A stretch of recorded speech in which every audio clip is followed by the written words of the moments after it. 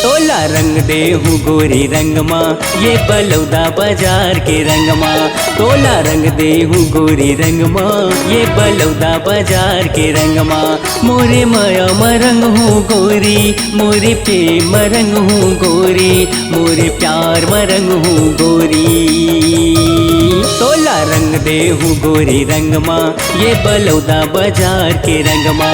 तोला रंग देहू गोरी रंगमा ये बलौदा बाजार के रंगमा।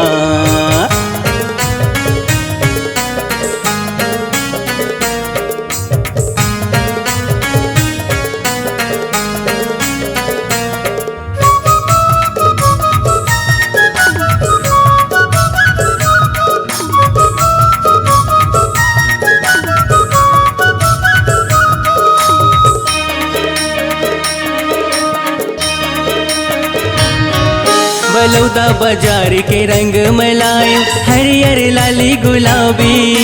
हरियर लाली गुलाबी, हरियर लाली गुलाबी।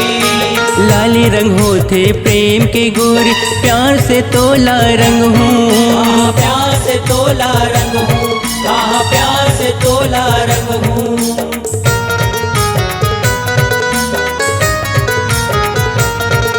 बलौदा बाजार के रंग मिलायो हरियर लाली गुलाबी। हरियर लाली गुलाबी, हरियर लाली गुलाबी।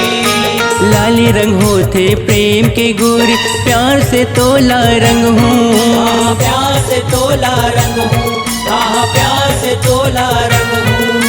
तोर बिना कैसे खेलो मैं होरी, तोर बिना कैसे खेलो मैं होरी, सुनना लगे आरा पारा। तोला रंग देहू गोरी रंगमा ये बलौदा बाजार के रंगमा। तोला रंग देहू गोरी रंगमा ये बलौदा बाजार के रंगमा।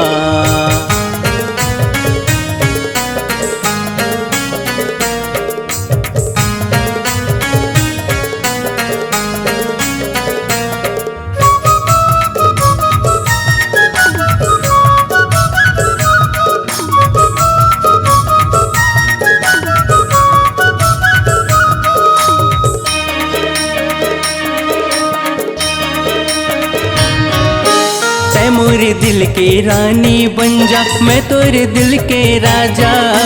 मैं तोरे दिल के राजा, मैं तोरे दिल के राजा। तोरे आएले मोर जिंदगी के हट जाही सब बाधा। हट जाही सब बाधा, हट जाही सब बाधा।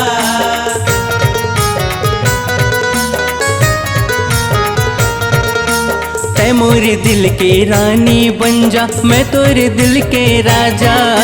मैं तोरे दिल के राजा, मैं तोरे दिल के राजा। तोरे आएले मोर जिंदगी के हट जाही सब बाधा। हट जाही सब बाधा, हट जाही सब बाधा। जय पटेल के लिखे गीत ला, जय पटेल के लिखे गीत ला, गाँव महेंद्र दीवाना। तोला रंग देहू गोरी रंगमा ये बलौदा बाजार के रंगमा। तोला रंग देहू गोरी रंगमा ये बलौदा बाजार के रंगमा। मोरे माया मरंग हूँ गोरी, मोरे प्रेम मरंग हूँ गोरी, मोरे प्यार मरंग हूँ गोरी।